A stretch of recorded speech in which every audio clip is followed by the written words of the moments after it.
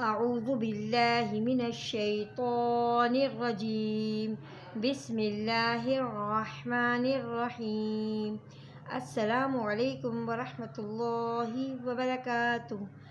آج ہم تجدید کے بارے میں کچھ اہم باتیں اور کچھ مفید معلومات لیتے ہیں کہ تجدید کیا ہے، اور تجدید جہاں پر بھی جس بھی حرف کے اوپر تجدید آ جائے اس کی ادائیگی ہم نے کیسے کرنی ہے، اور اس کی پہچان کیا ہے، اور اس کو کس طرح ہم نے پڑھنا ہے۔ سب سے پہلے تو تجدید، یہ 3 دندانے والی شکل کو ہم تجدید کہتے ہیں۔ کس طرح ہے؟ یہ دیکھیں 3 دندانے بنے ہوئے، 1 2 3، یہ 3 دندانے نما شکل ہے، اس کا نام ہے تجدید۔ اور جب یہ کسی حرف کے اوپر آ جاتا ہے، یعنی یہ نشان جب کسی حرف کے اوپر آ جاتا ہے تو پھر وہ لفظ بن جاتا ہے مشدد حرف۔ یعنی جب یہ 3 دندانوں والی شکل کسی حرف کے اوپر آ جائے گی، ویسے تو اس کا نام تجدید ہے، لیکن جب کسی حرف کے اوپر یہ شکل بنی ہوئی آ جائے گی تو پھر ہم اس حرف کو کیا کہیں گے؟ وہ حرف مشدد حرف بن جاتا ہے۔ مشدد حرف کو اب کس طرح پڑھیں گے؟ مشدد حرف کو ہم پڑھیں گے 2 بار، ایک بار اپنے سے پہلے والے حرف سے ملا کر، اور یعنی متحرک حرف کے ساتھ، اور دوسری بات اس کی حرکت کے مطابق۔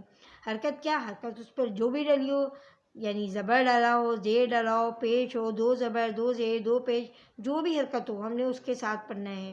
چاہے آگے جو ہے اس کے ساتھ آگے ملانے والی نشانی بھی بعض دفعہ آ جاتی ہے، تو آگے ہم دوبارہ اس کو ملانے والی نشانی کے ساتھ ملا کر بھی پڑھتے ہیں۔ ٹھیک ہے، آئیے میں آپ کو بتاتی ہوں تجدید والے حرف پڑھ کے ہم مشق کرتے ہیں، تاکہ ہمیں اس کو اچھی طریقے سے پڑھنا آئے، اور جب بھی ہم تجدید والے حرف کو پڑھیں گے تو کس طرح پڑھیں گے؟ سختی اور جماؤ کے ساتھ۔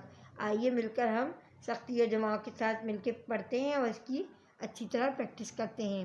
آئیے، حمزہ با زبر اب، با زبر با اب، با۔ یہ دیکھیے با کے اوپر ہے تشدید، یعنی مشدد حرف ہے با، اور اس سے پہلے ہم ملا رہے ہیں حمزہ کے ساتھ اب، اور دوبارہ پڑھ رہے ہیں زبر کے ساتھ پڑھیں گے، اس کے پر متحرک ہے با کے اوپر زبر، تو ہم دوبارہ با کو زبر کے ساتھ پڑھیں گے اب، با۔ اسی طرح زیر کے ساتھ پڑھنا پڑا تو حمزہ با زیر اب، با زبر با اب، با۔ اسی طرح پیش کے ساتھ حمزہ با پیش اب، با زبر با اب، با، اب، با اب، با اب، با۔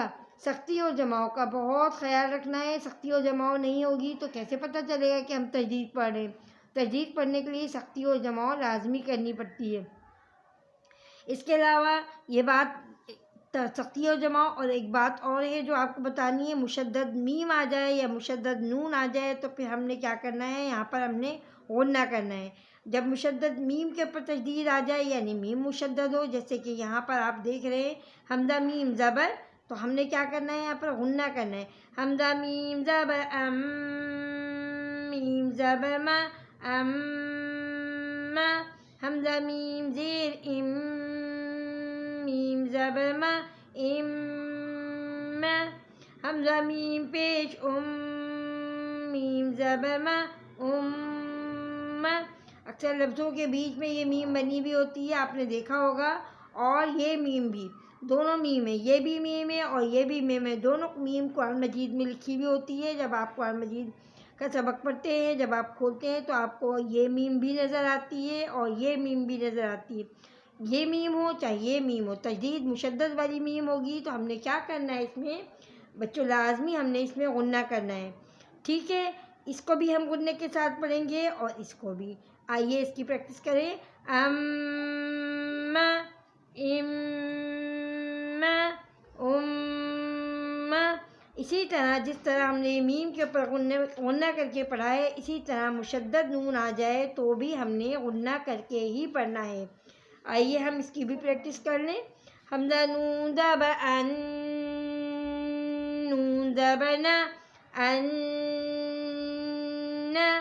زیر کے ساتھ حمزہ نون زیر ان، نون زبر نا ان، حمزہ نون پیش ان، نون زبر نا ان، ان، ان، ان۔ آج بچوں ہم نے تجدید کی پہچان کری اور تجدید کے بارے میں پڑھا کہ تجدید کو ہم نے کس طرح سختی و جماؤں کے ساتھ کرنا ہے۔ کل ہم اپنے نئے سبق کا پھر آغاز کریں گے اور کل ہم آپ کو پڑھائیں گے انشاءاللہ۔ صدق اللہ العظیم۔